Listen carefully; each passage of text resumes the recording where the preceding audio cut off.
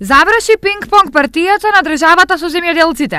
Уставен ги укина членовите на изборниот законник со кој се забрануваше исплата на субвенции до формирање на влада и го отвори патот на парите до земјоделците.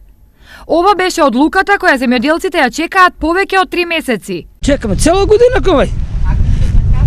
Нека има субвенции, од тоа чекаме ние. Треба да купуваме те луцерки, пченка, за крај да се купуваме тоа и ба ги е помош. 2000 евра и нешто сигурно ќе има, 2000 евра. Не е малку.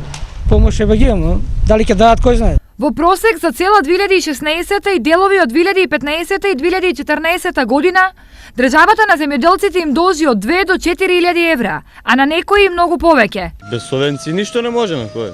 Луѓето имаме, овци имат, немат субвенции, луѓето не може да земат ништо. Ја луцерката чара обркјаме, болираме, нема муштери, сите сакат на почек, нема субвенции, сите на субвенции. Па од прилика 200.000 евра. За сега мислам, толку учекаме ние, па и тоа го нема. Минатата недела Уставниот суд поведе постапка за оценување на уставноста, односно донесе времена мерка за запирање од извршување на оспорените одредби, со кои се забрануваше исплата на земјоделските субвенции до формирањето на новата влада. Иницијативата до Уставниот суд беше поднесена од земјоделското здружение Агротиквешија.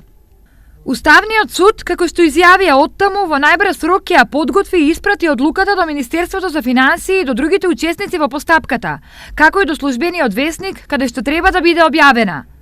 Земјоделците според оваа одлука ќе може да ги добијат државните субвенции и пред формирањето на новата влада, но со оваа одлука на Уставниот суд се ослободува забраната и за исплата на други субвенции.